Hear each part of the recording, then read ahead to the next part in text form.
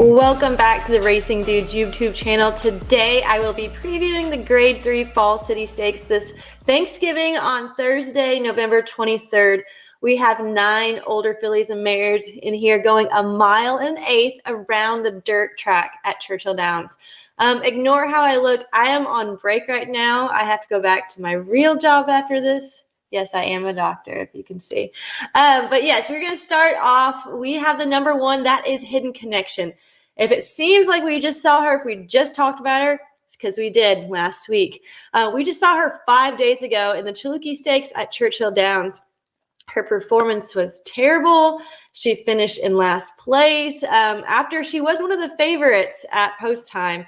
She got one of her worst career buyers at 68 and finished 15 lengths behind the winner. So I'm not sure if Brett Calhoun is just using that race as a workout for this one since it's a little bit longer distance. But she's only raced once at this distance in her lifetime, and that's another race where she got 12th out of 14 horses. I mean, she has the speed. I think that she will be a huge factor in the pace. I'm just not sure if she can win. The second horse in here is Scratch Cat. She is coming off a 2-race winning streak. She won both of those races in lower 80 buyers.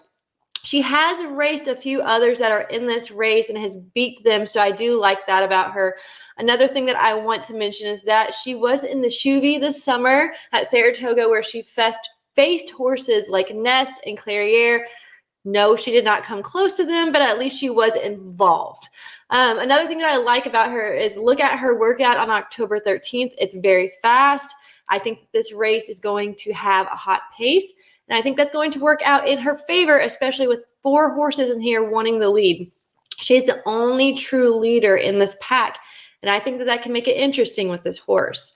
The next horse we want to talk about is the number 3. That is She's Cold as Ice. She is a 4-year-old trained by Mike Maker. She has gone through a lot of trainers in the last year, 7 trainers to be exact. I think that they are still trying to figure out what to do with this horse. And it's not that she's a bad horse. She's gotten consistent 70 to 80 buyers. I just don't really think she wants to win, and that's okay. Some horses are like that. She's raced 29 times and has only finished the finish line first 6 times.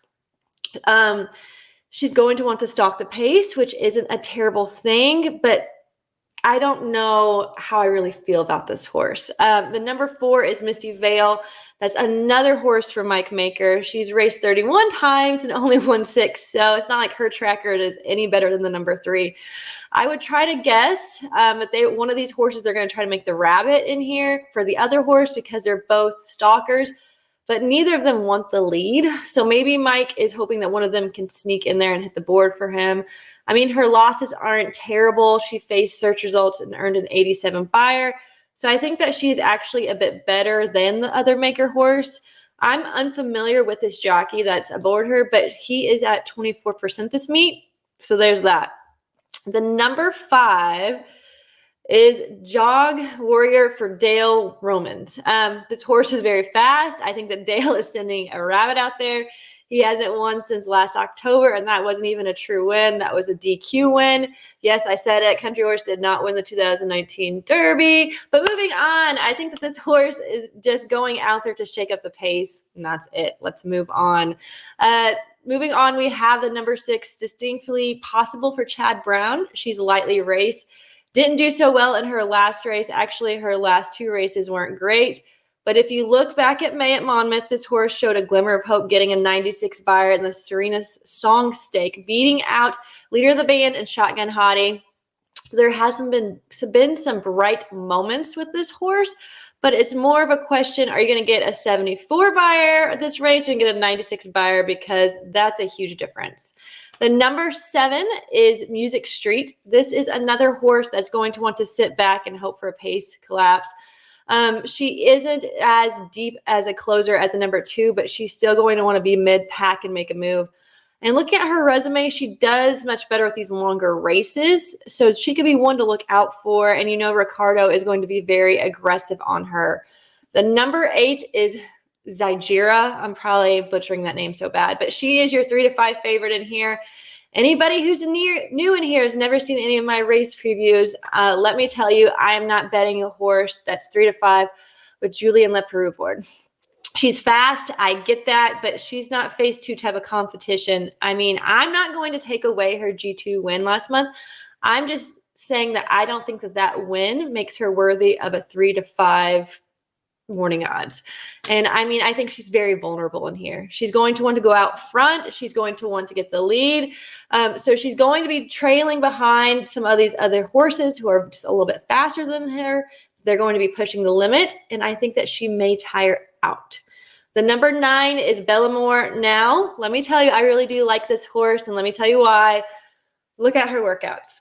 Her last 4 workouts in a row, she has been the first of many horses in that group. Now, it's not a lot of horses that she's running with in that workout, but it does show me that she is still working out hard. She was in a G1 at Keeneland with the spinster with Idiomatic, and she didn't do too terrible. She was 6 lengths off of Idiomatic. She then was put in ungraded stakes at Aqueduct where she stumbled and fell just too far back. I just think that this horse could be a very interesting stalker if there is a pace meltdown. So with all of that said, I'm going to go with the number 2 in Scratch Cat. I think that this horse is going to sit back and just pick up the pieces. She's 15 to 1 right now. So she has some back class, and I think that she can come out on top. Now underneath, I'm going to put in some of these stalkers. So I'm going to put in the number 4 and the number 9 Exacta. So that is a 2, 4, 9 Exacta box. And then in a trifecta box, I'm going to add in the number 7 and just keep rolling with these prices and hoping we can keep out Hidden Connection and Xigera. So that's a 2, 4, 7, 9 trifecta box. Now look, I get it. I'm shooting for the stars here. If you want to single Xigera and play the chalk, that's on you. That's just not how I gamble. But thanks for tuning into the Racing Dudes YouTube channel. Make sure you are subscribed so you don't miss any of these videos. Until next week, good luck.